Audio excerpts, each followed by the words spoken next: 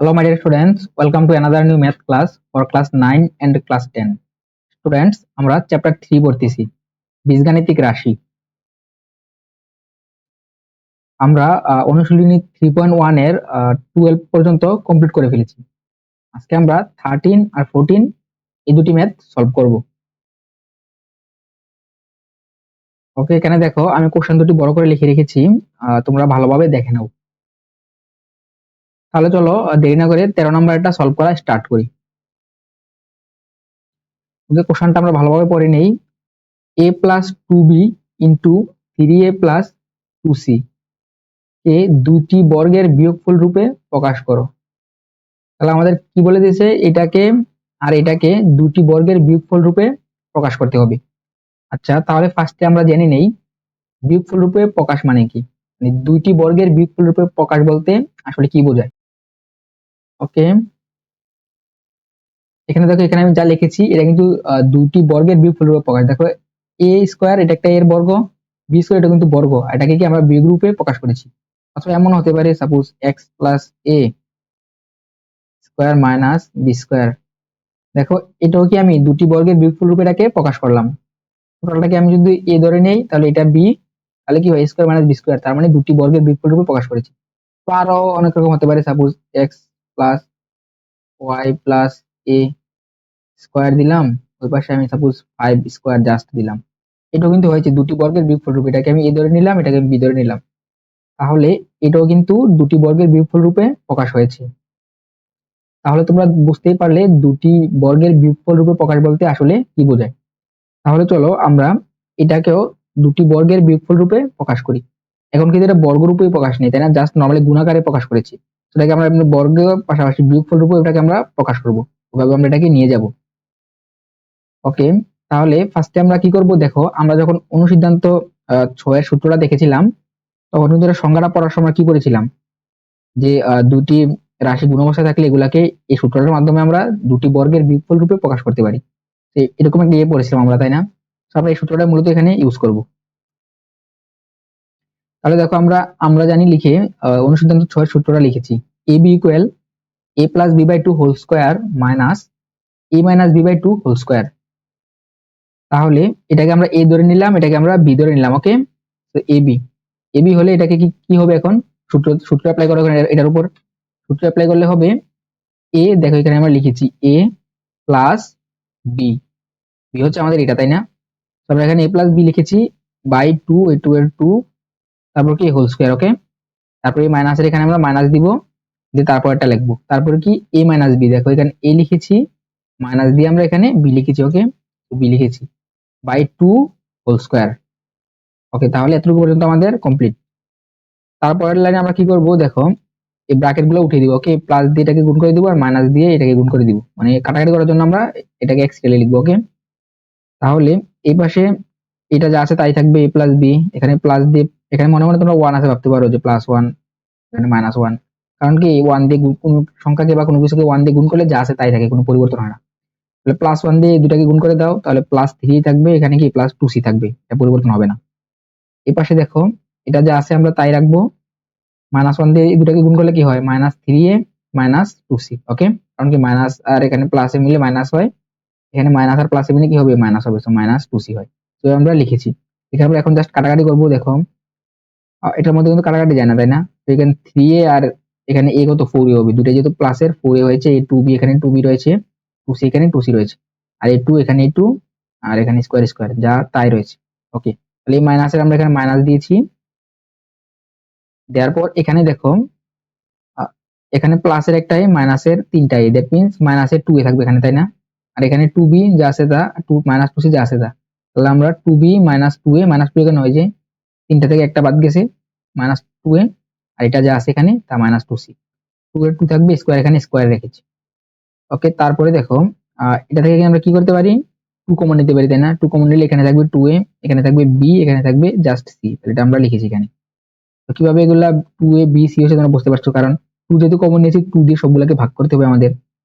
4 কে 2 দিয়ে ভাগ করলে কত হয়, এখানে এটা কাটা গিয়ে 2 হয়, সো 2a।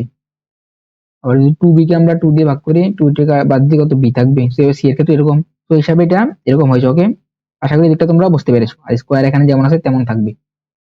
এটার ক্ষেত্রে সেম আমরা 2 কমন নিতে পারি। 2 কমন নিলে এখানে কি থাকবে, B minus a minus C থাকবে। ওকে, এই 2 এর 2 থাকবে, স্কোয়ার এখানে স্কোয়ার থাকবে। ওকে, তারপর লাইনে দেখো আমরা এটাকে কাটতে পারি, এই 2 কাটতে পারি। কাটলে উপরে কি আমাদের কি থাকবে, 2a plus B plus C এটা থাকবে, আর উপরে হচ্ছে স্কোয়ার, এই স্কোয়ারের স্কোয়ারটা থাকবে। ওকে, তারপর এই মাইনাসের এই মাইনাস আমরা এখানে দিয়েছি, এখানে কি থাকবে, B minus a minus C এটা থাকবে, তাই না? আর এখানে স্কোয়ার থাকবে। ওকে, তাহলে আমরা এটা লিখে উপরে স্কোয়ার দিয়েছি। তো স্টুডেন্টস, এটি হচ্ছে আমাদের অ্যান্সার। ওকে, দেখো আমরা দুটা বর্গের বিয়োগফল রূপে এটাকে প্রকাশ করতে পেরেছি। তো দেখো আমাদের কিন্তু অ্যান্সার কিন্তু এখানেই হয়ে যায়, কারণ আমরা এখানে কিন্তু এটাকে দুটি বর্গের বিয়োগফল রূপে প্রকাশ করে ফেলেছি, তাই না?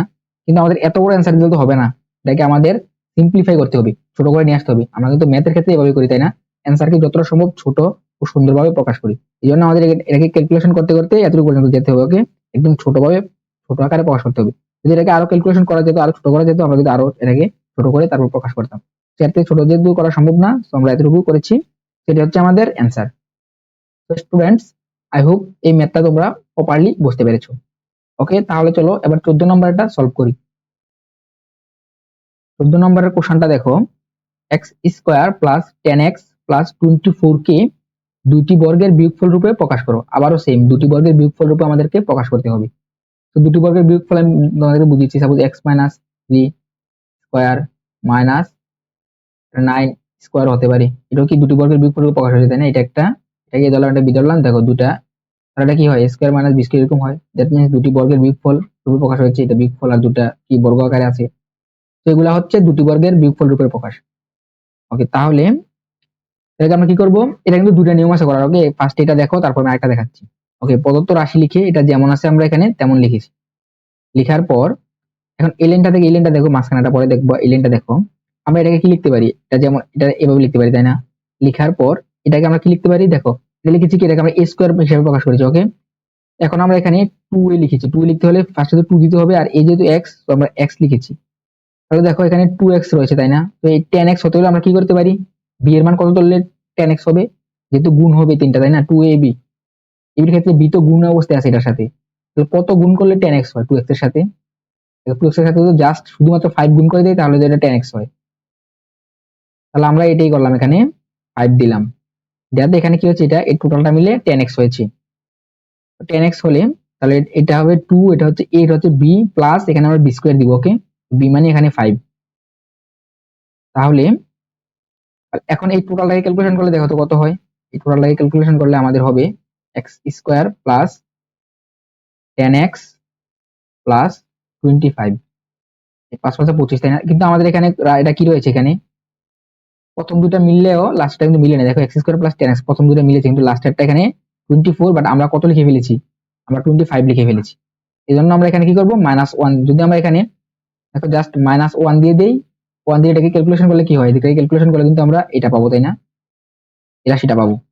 আমরা এভাবে এটাকে করলাম। ওকে, এখানে আমরা মাইনাস দিয়ে 1 দিয়েছি, আর 1 এর উপর স্কয়ার দিলেও যা, না দিলেও এখানে কিউব দিলেও যা, 4 দিলেও তা, কারণ 1 কে কিউব করো তুমি, স্কয়ার করো, যাই করো না কেন 1 1ই থাকে। এই জন্য এখানে আমরা স্কয়ার দিয়েছি। স্কয়ার দেওয়ার অবশ্যই কারণ রয়েছে, কারণ কি, যেহেতু আমাদের বর্গের বিয়োগফল রূপে প্রকাশ করতে হবে, এই জন্য আমরা বর্গ আকারে এটাকে প্রকাশ করেছি। তো এখন আমরা জাস্ট এদিকটার মান কি লিখতে পারি, এদিকটা এতটুকুকে a plus b whole square, so x plus 5 whole square দিয়েছি, এটা যা আছে তা দিয়েছি, যাতে আমাদের কি দুটি বর্গের বিয়োগফল রূপে প্রকাশ হয়ে গেছে। আর এই লাইনটা তোমরা চাইলে নাও লিখতে পারো, কারণ এখানে এই -1 কোথা থেকে আসছে, কিভাবে আসছে, তোমরা মানে বুঝতে পারবে না। ফার্স্টে চাইলে তোমরা এই লাইনটা লিখে তারপর মাঝখানে একটু জায়গা রাখবে, তারপর লাইনটাকে লিখে দিতে পারো, অথবা এই লাইনটা না লিখলেও হবে। ওকে, তাহলে বুঝতে পারলে খুব ইজিলি আমরা কিভাবে এটাকে দুটি বর্গের বিয়োগফল রূপে প্রকাশ করে ফেলেছি। ওকে, তাহলে দেখো এটা কিন্তু সলভ করার একটা নিয়ম আছে। তোমরা মেইনলি ওই নিয়ম যেটা এখন দেখাবো ওইটাই ফলো করবা, এটা ফলো করার প্রয়োজন নাই, আর চাইলে শর্টকাটে এটাকেও ফলো করতে পারো। ওকে, তাহলে ওইটা দেখো। ফার্স্টে আমরা কি করলাম, এটা যা আছে তা লিখেছি। ওকে, x square plus 10x plus 24, এটাকে আমরা কি করব, ওই যে 13 নাম্বারটা যেভাবে সলিউশন করেছিলাম এরকম দেয়া ছিল 13 নাম্বারটা, তাই না? দিয়ে আমাদেরকে বলেছিল এটাকে দুটি বর্গের বিয়োগফল রূপে প্রকাশ করো। এখন তো রাশি আমাদেরকে এটা দেয়া আছে, তো এটাকে ফার্স্টে আমরা এটাতে কনভার্ট করে নেব। ওকে, এটাতে কনভার্ট করে নেওয়ার পর তারপর আমরা এই এবি সূত্র অ্যাপ্লাই করব। দেখো এবি সূত্রটা অ্যাপ্লাই করব, করলে আমাদের সলিউশন হয়ে যাবে। তাহলে এটা থেকে আমরা কিভাবে এটাতে কনভার্ট করব, চলো ফার্স্ট এটা দেখে নিই। এটাতে কনভার্ট করা কিন্তু খুব ইজি, তাই না? তোমরা এরকম রাশি দেখেই বুঝতে পারছো এটা মিডিয়াল টার্ম ফ্যাক্টর করা যাবে খুব ইজিলি, উৎপাদক বিশ্লেষণ। আর এটাকে উৎপাদক বিশ্লেষণ করে আমরা কি লিখবো, x square plus 6x plus 4x plus 24। এখানে 6x প্লাস 4x কেন দিয়েছি দেখো, 4 কত গুণ করলে কত হয়, 424 হয়। আর এখানে 6x আর 4x কত হয়, যোগ বিয়োগ করলে 10 হয়। এটা তো আমাদের উৎপাদকের নিয়ম, তাই না? যে এই দুটাকে মানে এটাকে ভেঙে এমন ভাবে লিখতে হবে যেন গুণ করলে এই সংখ্যাগুলোকে মানে সহগগুলোকে গুণ করলে এটা হবে, আর এই টোটালটাকে যোগ বিয়োগ করলে যেন আমরা এই মাঝখানের এটা পাই। তো দেখো এটা কিন্তু এভাবে হয়েছে, তাই না? দুটাকে যোগ বিয়োগ করলে 10x হয়, আর গুণ করলে এই সবগুলোকে গুণ করলে 24 হয়। তাহলে এখন আমরা কি করব, দেখো এখানে এই প্রথম দুটা থেকে কিন্তু x কমন নিতে পারি। x কমন নিলাম প্রথম দুটা থেকে। দেখো আমরা তো এই তিনটা থেকে নিতে পারি, বাট আমরা উৎপাদক কিন্তু এরকম ভাবে করি না, আমরা উৎপাদক যে সিস্টেমে করি এই সিস্টেমে করব। উৎপাদক বিশ্লেষণ করার ক্ষেত্রে আমরা প্রথম দুটাকে নিই, তাই না? দুটা থেকে আমরা কমন নিই। দেখো এই দুটা থেকে আমরা x কমন নিয়েছি, নিলে ভিতরে থাকবে x প্লাস 6। আর কেন x প্লাস 6 কেন, দেখো এক্স স্কোয়ার কে যদি এক্স দিয়ে ভাগ করো তাহলে কত হয়, এক্স থাকে, তাই না? কিভাবে, এক্স স্কোয়ার মানে হচ্ছে এক্স ইন্টু এক্স, নিচে একটা এক্স, এক্স এক্স কাটা গেলে আর একটা এক্স থাকে। আর এখানে 6x নিচে হচ্ছে এক্স, কাটাকাটি করলে কত 6 থাকে, তাই না? এভাবে হয়েছে, আমরা এক্স কমন নিয়েছি, কমন নেওয়া মানে কি দুটাকে এক্স দিয়ে ভাগ করতে হবে, ভাগ করলে কত থাকে এক্স, আর এখানে এই প্লাস এর প্লাস কত, এটা 6। ওকে, এতটুকু আশা করি তোমরা বুঝতে পেরেছো। ওকে, তারপর এখন এই দুটা থেকে আমরা কি কমন নিতে পারি, 4 কমন নিতে পারি। 4 কমন নিলে এখানে কত থাকবে এক্স, আর এখানে কত প্লাস 6, তাই না? কারণ 4 দিয়ে এখন আমাদের দুটাকে ভাগ দিতে হবে, ভাগ দিলে 4x কে 4 দিয়ে ভাগ দিলে কত, 4 4 বাদ দিয়ে x থাকে, আর 24 কে 4 দিয়ে ভাগ করলে 6 হয়। তাহলে আমাদের কি হলো, এটা হয়েছে, তাই না? হওয়ার পর এখন দেখো এখানে পদ হয়েছে কয়টা, টোটাল দুটা পদ হয়েছে, এটা একটা পদ, এটা একটা পদ। এই দুটা পদ থেকে কি কমন যায়, এটা প্লাস, হ্যাঁ। তো x প্লাস 6 দুটার মধ্যে রয়েছে, তাই না? দ্যাট মিন্স আমরা দুটা থেকে x প্লাস 6 কমন নিয়ে নিলাম।